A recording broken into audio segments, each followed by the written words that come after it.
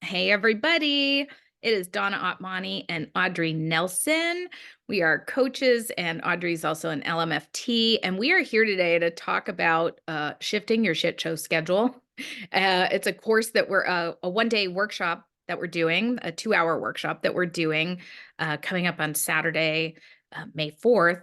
And we wanted to get into it a little bit on video today. I shared my story the other day, and we're going to talk a little bit about Audrey and um, how she's been relating to her shit show schedule, how she's currently relating to her shit show schedule.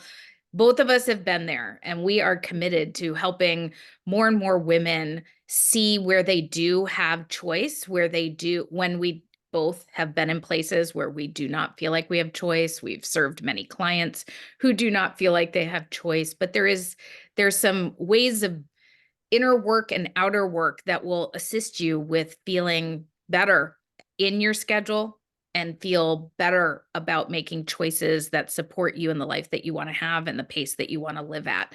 So, Audrey, I want to dive in with you. Tell us a Okay. little bit about how overscheduling has felt to you in the past, what you've been living through, and how you've made some shifts.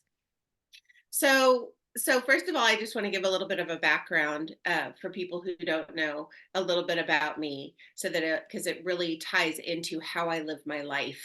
So I'm actually what's called a single mom by choice, which means that I had my kids on my own. I used a donor and for sperm, and I had two beautiful twin girls. So I am raising two children who are now 8, almost 9, on my own.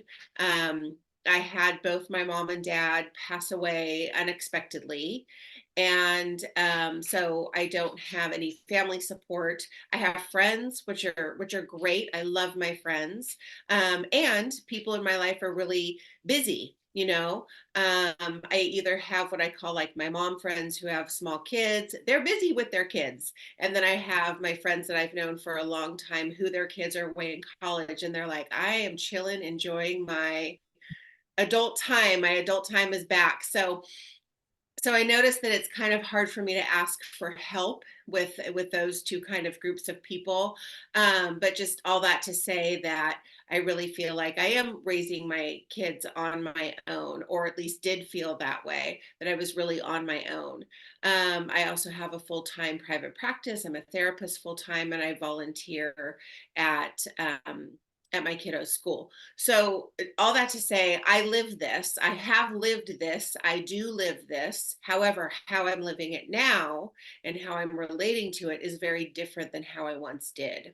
Mm. So I want to break that down a little bit. So my story is that, when this all came to a head for me, Donna, is I was working, getting up, doing all the morning stuff to get the kids out the door, drop the kids off at school, come home, get ready. I would see clients all day. And then I would go pick up the kids at after school care, come home, do all the evening stuff, homework, get them ready for bed, showered, reading books, all that, feeding them. Did I say that? You have to feed your kids. Which is like such a bummer. And I try to say, like, can we just have non-feeding days to just take something off my plate? And they're like, Mom, no. So They like to eat. We all like to eat. they Yeah. like to eat, but like seriously, there's some days where I'm like, if I have to do one more dish, are you kidding me? Right. Okay. So and then there's yes, like the cleanup in between and all of that. And then what I was doing after they went to bed at 7 o'clock is I was working for an online platform, therapeutic platform, in the evening, and I was working till 10 or 11 at night. And then getting up and doing it all over again. Yeah. So I was burning the candle at both ends. So this thing about really having a shit show schedule and feeling burnt by it, I really get it. And so I called Donna because Donna is a fabulous coach, but she's also a fabulous friend. So I called her and I'm just like, this is what's going on. She's like, well, let's do a few coaching sessions and let's see, and I was honestly, I was in a place where like, she's got to be a flippin' miracle worker because I don't see how this is going to change. I just couldn't see it. It was like a boulder. It was like a boulder. Like, this is not going to move. This is not going to shift. And I Right. really believe that. So, and I would always say, if there were just more hours in a day, I just need more hours. I just need more Right. time, and I'll just fill it with more clients so that I can do more and make more and Mhm. be able to make ends meet. So Donna and I did a couple of sessions together, and she said, what, at least how I remember it, she's like, you can't be working this much. It's too much. And I would get so scared. I was like, don't take away my schedule. Don't take away my busyness. Don't take away, because as much as it was taking me down, there was something that I was really attached to it. It was like a security blanket. Well, So, also, yours was tied to the making money, like that belief that like you had to in order to yes, make the money. And I just wanted to yes, slow that down because that is a thing that keeps a lot of people in place. That phrase, I have to make yes, money, or I have to show up for my, for every single thing, or I have to be seen as helpful, whatever it might be, the word I have to is always an indicator that that's an opportunity to like really slow that down. So go ahead. yes. And I think the thing with money, especially with what you just said, Donna, because money is so attached to like livelihood. Like, if I don't have money, I can't do da da da da. Da. And it's scary.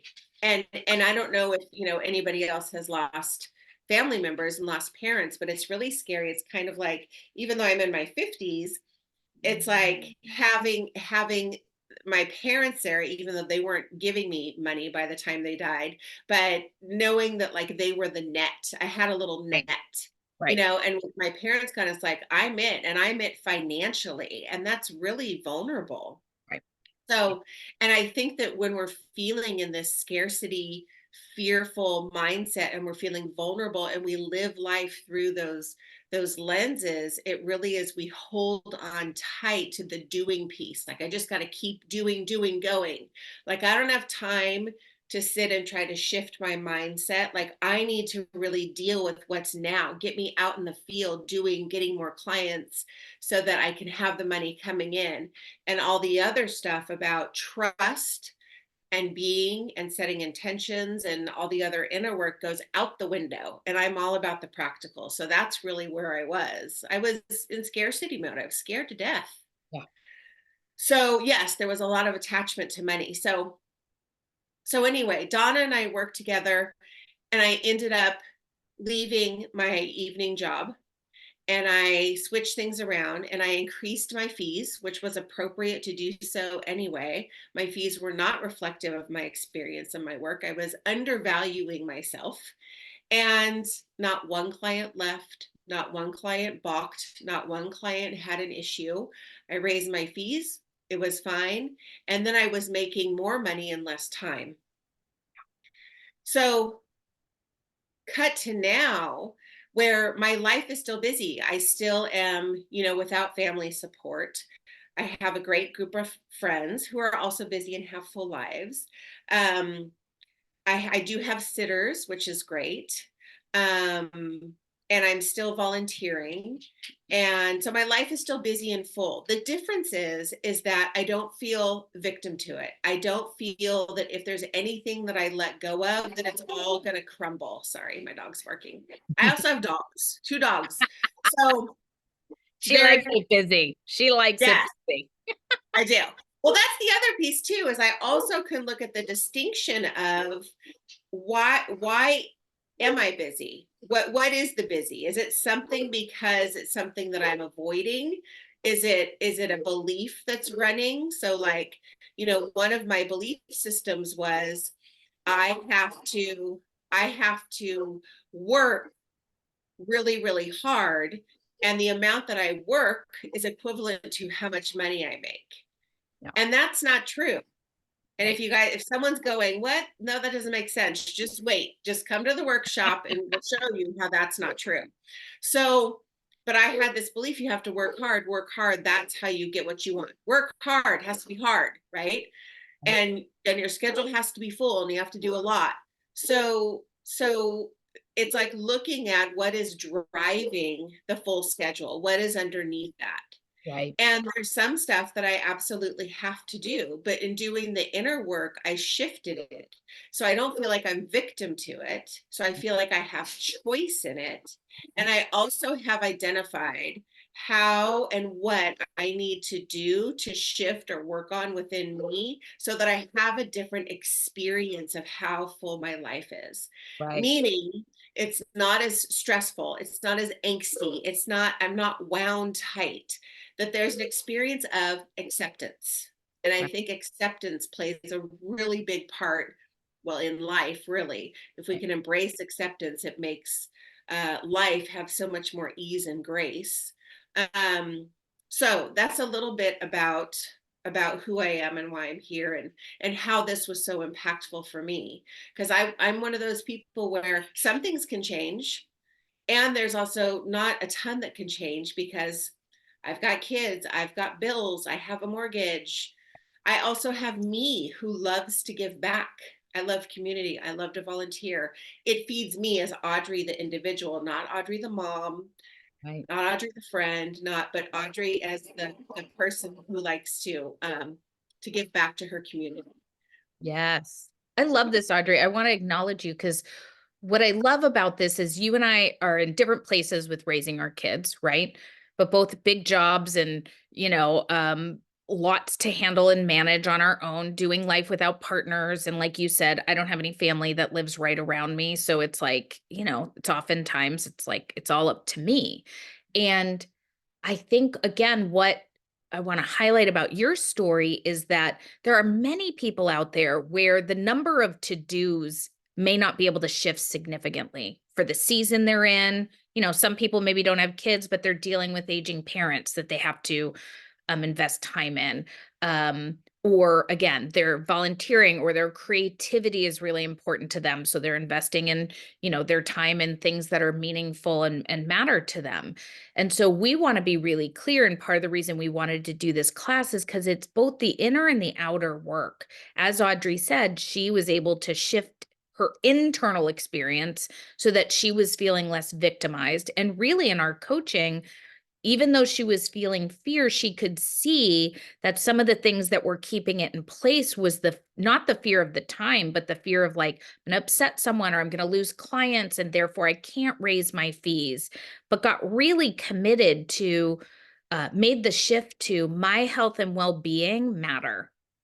My experience of my life matters. And so I might have to do some uncomfortable things. I might have to make some choices that I'd rather not make, or I don't want to upset the apple cart, which is super normal.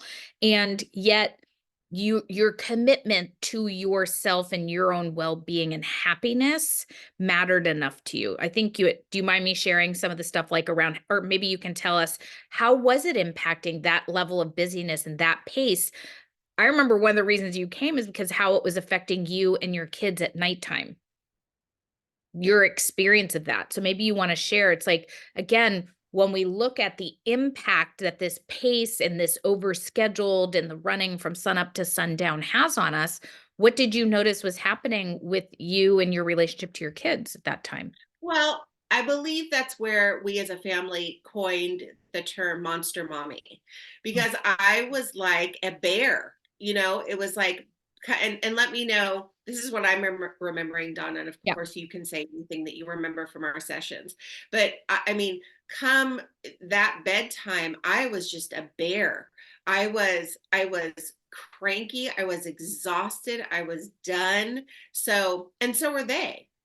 Kids are like done by the end of the day. And that's when I really need to muster up another layer of patience. And I did not have it. Right. How And so could you? Yeah. yeah, I was short tempered. I was quick to frustration and anger. I was impatient. I was not kind and loving and gentle.